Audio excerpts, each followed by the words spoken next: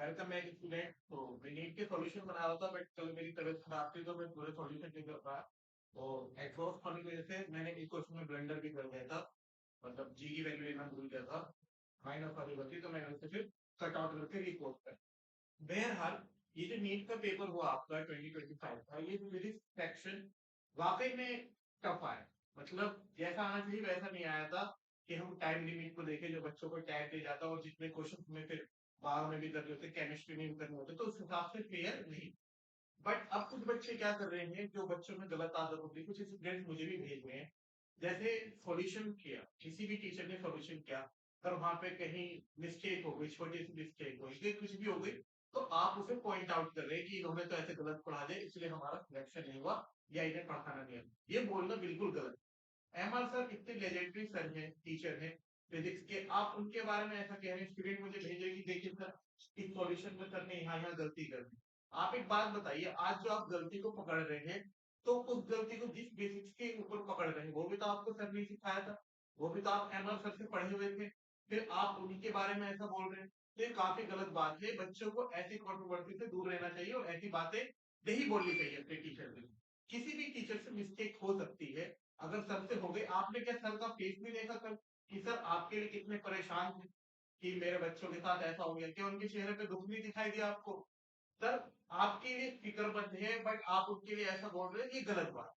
चलिए फिर बता, हाँ देख लेते हैं हमने कि यहाँ पे क्या मिस्टेक हुई। आपने जो मुझे पॉइंट आउट करा, मैं उसका सॉल्यूशन भी बता देता हूँ कि उस प्रॉब्लम का क्या सॉल्यूशन, ठीक है। और वो मुझे कैसे आइडिया आया। ये काफी कंट्रोवर्सी हो रही है क्वेश्चन को लेके, जो नीट का सबसे टफेस्ट माना जा रहा है और माना भी उस चैप्टर से जा रहा है, फ्लूइड मैकेनिक्स, ठीक है नहीं। फ्लूइड मैकेनिक्स से इतनी चीजें टफ नहीं आया करती थी, एक पैटर्न था। इसलिए मुझसे जब स्टूडेंट पूछते हैं कि सर इंपॉर्टेंट बता दो, तो मैं कभी नहीं बताता। पता है उसका रीजन यही है कि अगर हम आपको बोल देते ये इंपॉर्टेंट है, ये आएगा, फिर वो चीजें आ जाती है तो आप अच्छा के तो गुणगान करते हो। बट अगर वही चीजें नहीं आती तो फिर आप टीचर को ब्लेम करने लगते। तो ये बहुत एक गलत बात है जो आपको नहीं करना चाहिए ऐसा। जैसे कि सेमीकंडक्टर्स में हम कहते हैं लॉजिक गेट आएगा यार, आया इस साल भी, बट अगर नहीं आता फिर क्या करता? आप बोलते सर हमने तो लॉजिक गेट पढ़ा, हमने तैयारी करी, बट आपने बोला था वो आया नहीं।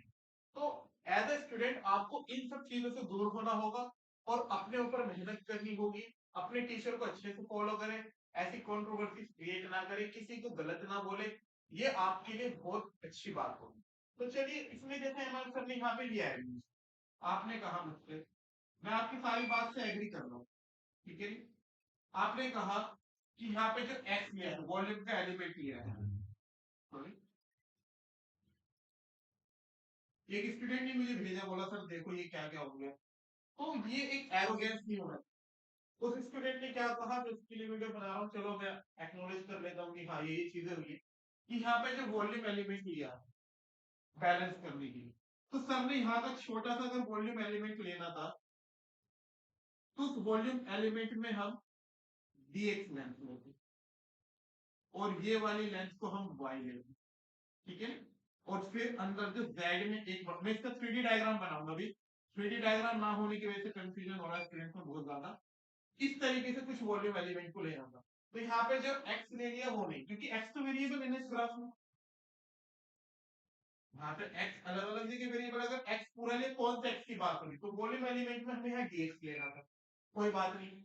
फिर आप मुझे पॉइंट आउट कर रहे थे कि सर ने यहाँ पे जो डबल डिफरेंशिएट करा, यहाँ पे x भी है और y भी है। और इस क्वेश्चन में क्लियरली क्या दे रखा आपको, y is a function of x। मतलब अलग अलग x पे, अलग अलग x कोऑर्डिनेट पे y की वैल्यू क्या है, अलग अलग है, ठीक है। तो आपने कहा कि सर ने यहाँ प्रोडक्ट रूल नहीं लगाया, सर ने डायरेक्ट डिफरेंशिएशन कर दिया। सर ने क्या करा, dy by dx equals to rho g x y by s, दोनों तरफ करने डिफरेंशिएशन करा। तो आप केवल यहाँ पे प्रोडक्ट रूल लगना चाहिए था, क्योंकि x भी है और y भी फिर x का फंक्शन है। पहले x का डिफरेंशिएशन होना था y को कांस्टेंट लेके, फिर प्लस करके हम x एज इट इज रखते y का डिफरेंशिएशन करते हैं। अब आप ये बात पॉइंट करके क्या साबित करना चाह रहे हो? ये भी तो सर ने पढ़ाया ना आपको, ये भी तो आपने उनके बैच से सीखा बेसिक मैथमेटिक्स में। जब डिफरेंशिएशन सीखा तो प्रोडक्ट रूल भी तो सर से सीखा ना। अब आप उन्हें पॉइंट आउट कर रहे हो। चलिए आंसर आ गया, बट आप कह रहे हो कि गलत हो गया इतना, इसलिए हमारा अच्छा नहीं गया इस साल, ये बोलना करो, ठीक है नहीं। तो इन सब चीजों से दूर रहिए, मिस्टेक्स किसी से भी हो सकती है, ठीक है नहीं। और खास करके वो डिपेंड करता है उस समय इन्वायरमेंट क्या है, ठीक है नहीं, क्या चीजें हो रही है, जैसे आप एग्जाम देने जाते हो तो उस समय इन्वायरमेंट अलग होता है, हम जो सॉल्व करते हैं उस समय इन्वायरमेंट अलग होता है, ठीक है नहीं, जिसने प्रॉब्लम बनाया उसने क्या सोच के बनाया, हमारी अप्रोचेस क्या क्या है, ठीक है नहीं, और भी बहुत सारी इमोशनली हम उस समय कैसे हैं, है ना, फिजिकली कैसे टायर्ड है कि नहीं है, तो ऐसी चीजों से हमें बचना चाहिए। अच्छी बात है आपने पॉइंट आउट कर लिया, बट ब्लेम करना इज नॉट अ गुड। चलिए अपने इसका सॉल्यूशन, अब मैं पूरे पेपर को सॉल्व नहीं कर रहा हूँ, मैं अपनी बेसिक मैथमेटिक्स की सीरीज को कंटिन्यू करूंगा, क्योंकि सॉल्यूशन आपने बहुत सारे देख लिया, आपके पास आंसर की भी आ चुकी है, तो मैं इस क्वेश्चन को लेके डिस्कस कर लेता हूँ।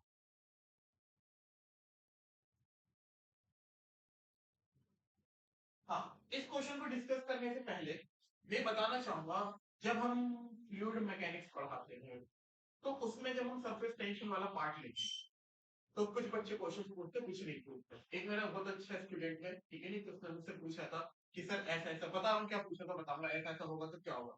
तो उस समय मेरे दिमाग में एग्जाम्पल ही नहीं आया था कि मैं कैसे बताऊं कि हाँ ऐसा ऐसा कैसे हो सकता है ना, बट ये वाला क्वेश्चन उसी पे आ गया और इसे सोल्व किया गया रेडियस ऑफ कर्वेचर लेके। बट फिजिक्स में भी रेडियस ऑफ कर्वेचर पे वर्क एनर्जी थ्योरम जब पढ़ाते हैं तब तो डिस्कस हो जाता है कि पाथ जब हम लेते हैं फ्रिक्शन का मॉडल देखते हैं, बट यहाँ पे वो डिस्कस नहीं होता, और वो मैथमेटिकली ज्यादा है कि उस तरफ हम जाते भी नहीं।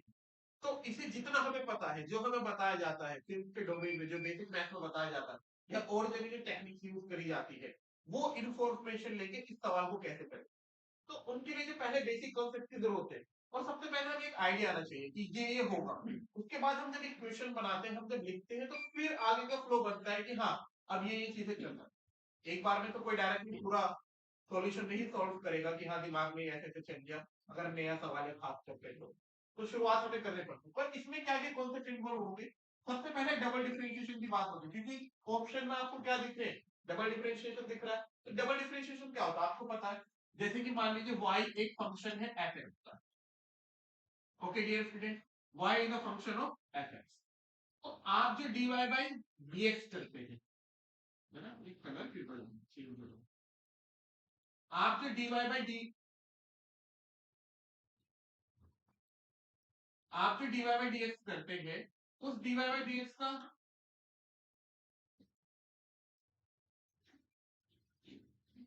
कोई बात नहीं, dy बाई dx का मतलब क्या होता है, जब हम आपको कैलकुलस पढ़ाते हैं, खास करके जब मैं डिफरेंशिएशन बताता हूँ तो पूरा मतलब बताता हूँ, मैं आपके लिए पूरा फोटोग्राफ बनाता हूँ एक्स वाई, फिर बताता हूँ दो पॉइंट कंसीडर करें, उनसे सीकेंट बनता था, सीकेंट का हमने tan थीटा निकाला, फिर इन पॉइंट को पास लाते गए, जब बिल्कुल पास में आया तो फिर वो टेंजेंट बन गया, फिर टेंजेंट के tan थीटा निकाला। अब इस टेंजेंट का ही tan थीटा आपको क्या देता है, dy बाई dx। और जब लैंग्वेज वाली प्रॉब्लम आती है, जो बच्चे मैथ्स पढ़ते हैं ट्वेल्थ में, एप्लीकेशन ऑफ डेरिवेटिव, तो ये होता है rate of change of y with respect to x। और जब हम इसे फर्स्ट प्रिंसिपल से करते हैं तो हम क्या लेते हैं, जब ऐसा लेते हैं तो मान लीजिए ये x1 होता है डियर स्टूडेंट, और यहाँ पे हमारे पास क्या होता है x2। जब दो पॉइंट ले रहे दूर दूर x1 और x2, तो x1 पे हमें क्या मिलता है y1, और x2 पे क्या मिलता है y2, तो हम लेते हैं y2 माइनस y1 अपॉन में x2 माइनस x1, और इसकी हम लिमिट क्या कर देते हैं, ये जो इसके बीच का गैप होगा delta x tends to zero, तो हमें क्या मिल जाता है dy बाई dx, तो ये मिल गया। तो डबल डिफरेंशिएशन क्या होता है, dy बाई dx का डिफरेंशिएशन करना, उसका मतलब क्या है, d square y by dx square. इसका मतलब है कि अब dy बाई dx किस रेट से बदलना है ना, x के संग dy बाई dx किस रेट से बदलना, इसका मतलब है हमारा डबल डिफरेंशिएशन। तो सेकंड ऑर्डर डेरिवेटिव का मतलब पता लग गया आपको कि कलर में दिक्कत आ रही है, आई डोंट नो व्हाई, बहुत दिनों से टेक्निकल इश्यूज हो ही रहे हैं मेरे साथ। ओके, डबल डिफरेंशिएशन का मतलब आपको पता लग गया, ठीक है नहीं। एक तो इस आइडिया की हमें जरूरत पड़ेगी कि डबल डिफरेंशिएशन क्या होता है, ये आपको तब भी बताया जाता है पोजीशन का, आप टाइम के संग डिफरेंशिएशन कर दे वेलोसिटी मिलेगी, वेलोसिटी के टाइम के संग डिफरेंशिएशन कर दे आपको क्या मिलेगा, एक्सेलरेशन। तो एक्सेलरेशन के इसलिए फिर उसे थोड़ा सा मैनिपुलेट भी करते, दो फॉर्मूले आते हैं, एक एक्सेलरेशन का आपके पास क्या फॉर्मूला आता है, dv बाई dt, फिर आपको याद हो तो एक और हम करते हैं वो क्या होता है dear student, b dv by dx, ठीक है ना।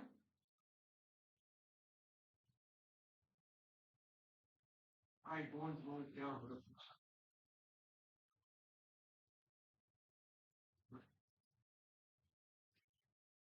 ठीक है, डबल डिफरेंशिएशन का मतलब पता लग गया। अब देखिए सबसे टेंशन में नीडल वाली दो केस आपने दोनों देखा होगा। एक बार जब नीडल हमारे वाटर के सरफेस पे ऐसे लाई कर रही है कि ये डूब नहीं रही, तब हम यहाँ पे देखते हैं कि यहाँ पे एक सरफेस टेंशन का फोर्स ऐसे लग रहा होगा एफ, फिर इस सरफेस पे सरफेस टेंशन का फोर्स लग रहा होगा एफ, और नीचे क्या लग रहा होगा इस नीडल का एम जी। फिर हम इसके कंपोनेंट ले लेते हैं, एक इस तरफ कंपोनेंट इसे एफ डैश के लेता हूँ, एंगल वो डिपेंड करता है कहां से दे रखा है, इस तरफ कंपोनेंट एफ डैश, फिर एक टू एफ डैश मिलकर एम जी को क्या कर देते हैं बैलेंस। ये वाला सिनेरियो पढ़ते हैं हम, उम्मीद है आपको याद होगा, ठीक है।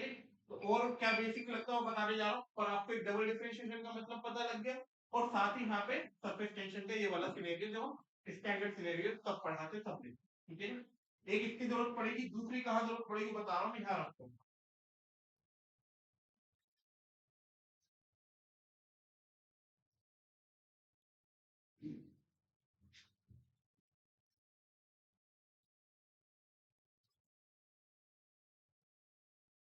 इसलिए मुझे स्मार्ट बोर्ड पे पढ़ाना अच्छा नहीं लगता, क्योंकि इतनी टेक्निकलिटीज आ जाती है सुना यहाँ पे। सबसे बेस्ट है अपना व्हाइट बोर्ड, एंड आपसे मार्कअप भी हो जाते हैं मार्कअप।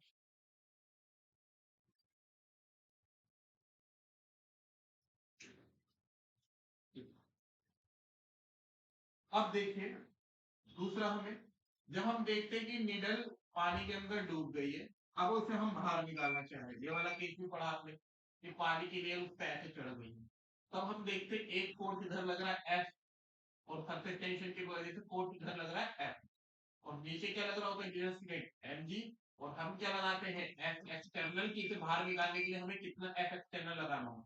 फिर दोबारा से आप इसके कंपोनेंट लेते हैं वर्टिकल डायरेक्शन में, इसे क्या कह दीजिए एफ डैश, और इस कंपोनेंट को भी क्या कह दीजिए एफ डैश। तो एफ एक्सटर्नल आपका फिर किसके बराबर हो जाता है, two f dash plus m g, ये भी आपने पढ़ रखा होगा।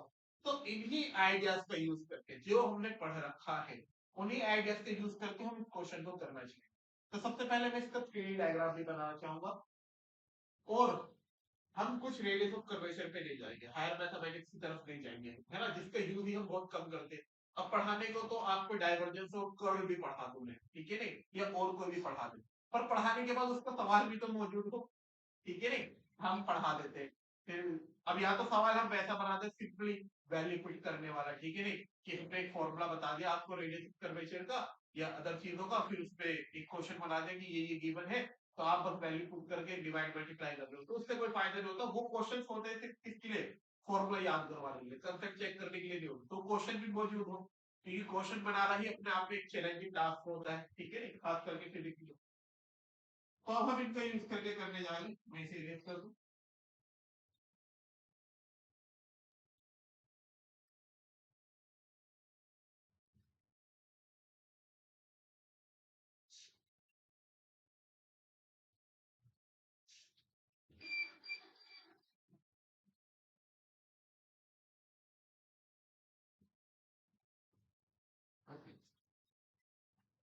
ये इरेज हो चुका है हमारा।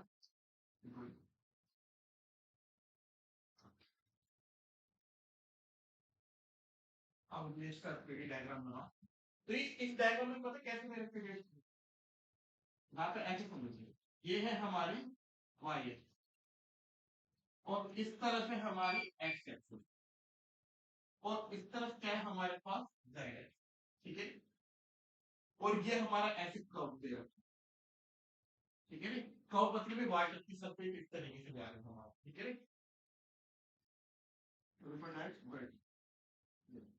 इस तरीके से, और यहाँ पे एक बॉल है, और ये एक्सटेंड हो रही है, इसने क्या कहा था कि दैट डायरेक्शन पे बहुत ज्यादा वाइड है, एक वाटर टैंक में, ये कंटेनर में है वाटर टैंक जिसमें पानी की शेप ऐसी है, और यहाँ पे वॉल है, और ये समझिए आप दैट डायरेक्शन में ये बहुत ही ज्यादा वाइड,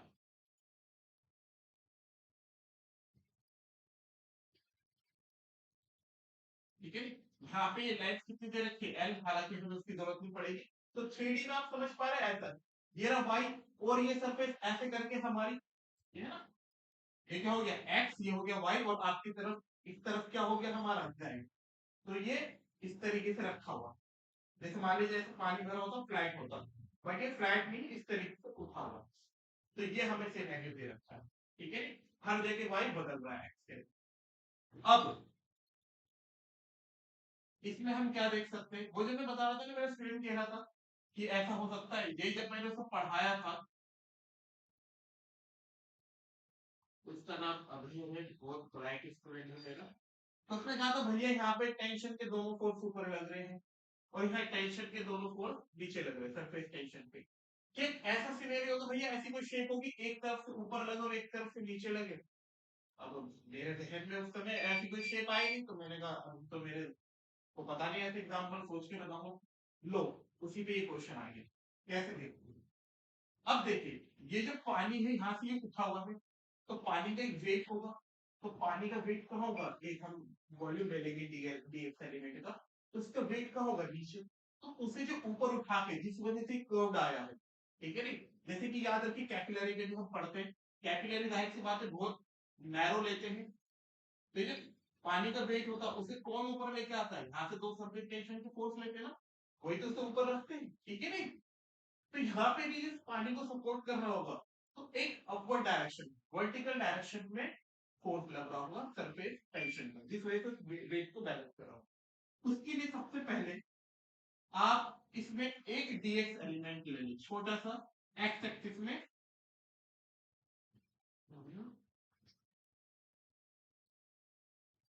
एक्स एक्सिस में एक डीएक्स एलिमेंट ली।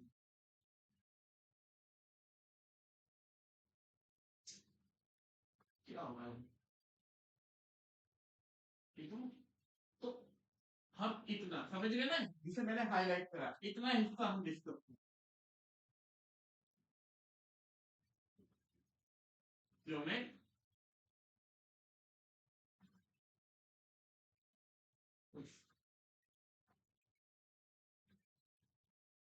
छोड़ के आ रहे, थोड़ी एक ही मिनट है। तो इतना हम इतना हिस्सा डिस्कस कर रहे हो, तो इसका एक वेट होगा, इसे कहीं भी ले सकता हूं, इसका एक वेट होगा, ठीक है नहीं। तो इसे जो ऊपर नेट फोर्स लग रहा होगा सरफेस टेंशन की वजह से, वो बैलेंस कर रहा होगा, ठीक है नहीं। इसका अगर मैं वॉल्यूम एलिमेंट लिखना चाहूंगा, तो इसका वॉल्यूम एलिमेंट मैं कैसे लिखूंगा, इसका वॉल्यूम एलिमेंट लिखूंगा मैं, ये हो गया हमारा डी एक्स मल्टीप्लाई बाय, ये हमारी जो हाइट हो गई वो कितनी हो गई है वाई, ठीक है। और साथ में ये लेंथ, इसे मैं कुछ भी ले लेता हूँ, ये बहुत ज्यादा वाइड है, जेड डैश बोल दूंगा इनटू जेड डैश। ये क्या हो गया डियर स्टूडेंट, मेरे पास वॉल्यूम एलिमेंट, ये मेरे पास क्या आ गया है, वॉल्यूम एलिमेंट, ठीक है। तो मैं इरेज कर देता हूँ।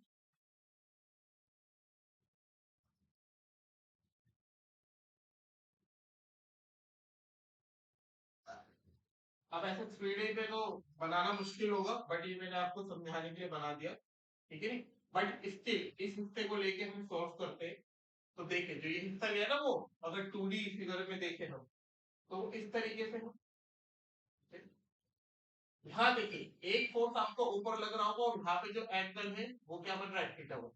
समझ रहे हैं ना, ये कि ये जो है, ये हमारी जेड लेंथ है, ये कर्व्ड है, इसके अलोंग इसके परपेंडिकुलरली सरफेस टेंशन का फोर्स लग रहा होगा, इसलिए हमें लेंथ क्या लेनी होगी, जेड डैश, ठीक है ना। तो यहाँ पे जो सरफेस टेंशन का फोर्स लग रहा होगा, ठीक है नहीं, ये क्या होगा हमारा सरफेस टेंशन इनटू एल, और वहां पे उस एल को क्या लूंगा मैं, जेड डैश, ठीक है ना। फिर एक यहाँ पे नीचे लग रहा होगा सरफेस टेंशन का फोर्स, और यहाँ पे एंगल क्या बन लीजिए, यहाँ पे एंगल क्या बन रहा है, ठीक है, ठीक है नहीं। तो ये कह देता हूं मैं F1, और यहाँ पे ये कह देता हूं मैं F2। तो ये dx मैंने बहुत पतला लिया है, ठीक है नहीं, और वैसे भी हर तरफ से कितनी दूरी z डैश हुई, तो ये F2 हो जाएगा surface tension into z dash, ठीक है। अब इन फोर्सेस के अगर मैं कंपोनेंट लूं, इस फोर्स का इस तरफ कंपोनेंट ले लूं, तो ये हो जाएगा dear student F1 sin theta. इस फोर्स का अगर मैं वर्टिकल कंपोनेंट नीचे लूं, तो ये क्या हो जाएगा डियर स्टूडेंट F2 sin, यहाँ पे थीटा 1 और यहाँ पे थीटा 1। कलर की वैसे दिक्कत आ रही है, कुछ ना कुछ दिक्कत आई जा रही है, क्या, ठीक है नहीं। F1 sin थीटा 1 और F2 sin थीटा 2 और स्मॉल एंगल अप्रोक्सीमेशन लगेगा इसमें कि sin थीटा किसके बराबर होगा, tan थीटा बराबर होगा थीटा। तो यहाँ से जाहिर सी बात है sin थीटा से हम नहीं कर पाएंगे गिवन कुछ भी, तो tan थीटा से लेना होगा क्योंकि dy by dx हमें tan थीटा से ही कंसीडर करना होता है। उम्मीद करता हूँ आपको ये डायग्राम समझ में आ गया हो। अब मैं इसे आगे फर्दर सॉल्व करने जा रहा हूँ, तो इस डायग्राम को मुझे क्या करना पड़ेगा, यानी चलिए मैं इसे सॉल्व कर देता हूँ। तो इसे में तो आपको पता लग गया कि tan थीटा में लिख सकता हूँ, है ना। तो एफ नेट क्या होगा, पहली बात जो एफ नेट लग रहा होगा ऊपर की तरफ वो एफ नेट होगा F1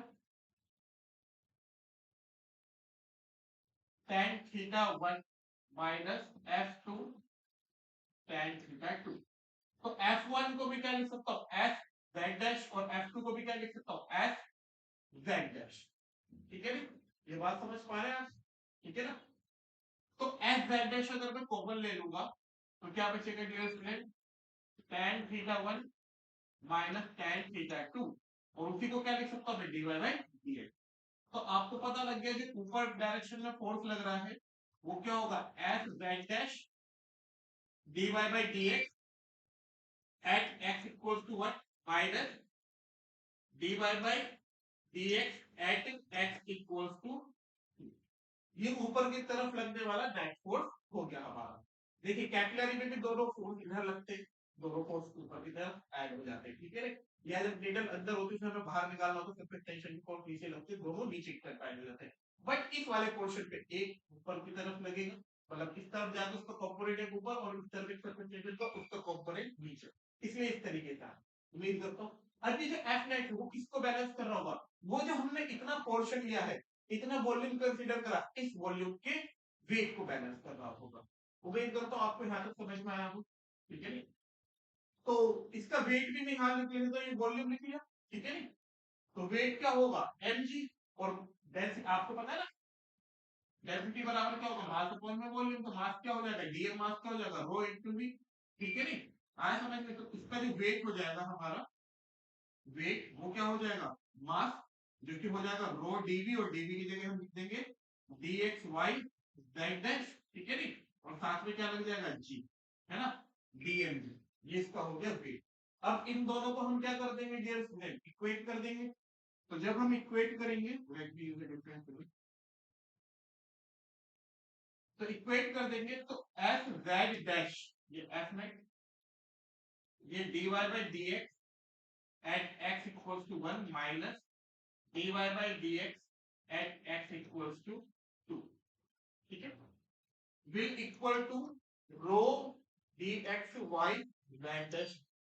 क्या आप कैंसिल आउट कर सकते हैं क्या, z डैश और z डैश कैंसिल आउट कर सकते हैं, हाँ कर दिया, और अभी कुछ कैंसिल आउट नहीं हुआ है, ठीक है। नहीं अब ये dx मल्टीप्लाई में डिवाइड मिला, हालांकि ऐसा नहीं होता है कि हम इन जो एलिमेंट होते हैं dy बाई dx फ्रैक्शन नहीं होता, बट वन डायमेंशन में हम ऐसा कर सकते हैं। तो इस dx को मैं इधर ले आता हूं और f को उधर भेज देता हूं, तो dy by dx at x equals to 1 minus dy by dx at x equals to 2 divided by dx will equals to rho gy by, अब आप बताइए ये क्या है, dy बाई dx का rate of change, dy by dx का rate of change, तो by definition dy by dx का रेट ऑफ चेंज किसके इक्वल होता है, उसके सेकंड डेरिवेटिव के। तो ये हमारा क्या हो जाएगा,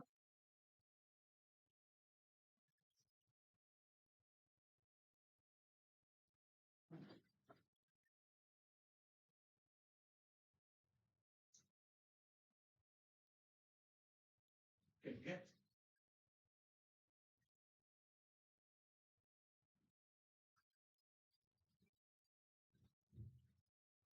ये हो जाएगा d square y by d x square equals to rho g y by,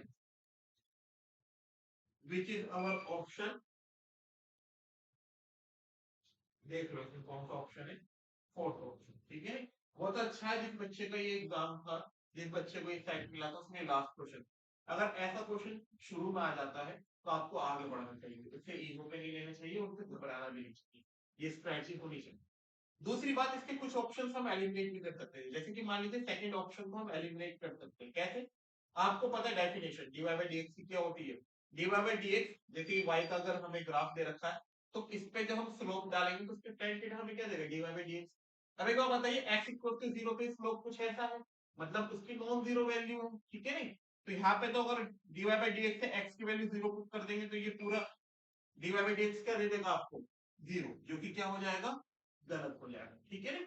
तो इस ऑप्शन को भी हम एलिमिनेट कर सकते हैं। तो और भी चीजें देख सकते हैं पैराबोलिक कर्व लिए, बट हाँ अगर आपको बेसिक मैथमेटिक्स की नॉलेज थी और ये था तो आप कर सकते हैं, ठीक है ना। इसका अपने पेशेंट को बताता, हाँ फर्स्ट बार में ठीक नहीं करेगा तो इसलिए हमेशा ना खुद को पुश करना जरूरी होता है, चीजों को एक्सप्लोर करना चाहिए, ठीक है नहीं। हम जो एक मेथडोलॉजी में पढ़ते हैं, जैसे सीबीएसई बोर्ड के अलावा इंडिया में और भी कई बोर्ड है, तो मैंने देखा उनके जो एग्जाम में क्वेश्चन आते हैं वो टेक्स्ट बुक के ही क्वेश्चन आते हैं, तो बच्चे उसी तरीके से ढले होते हैं कि हमें तो टेक्स्ट बुक के ही क्वेश्चन कर रहे हैं ना।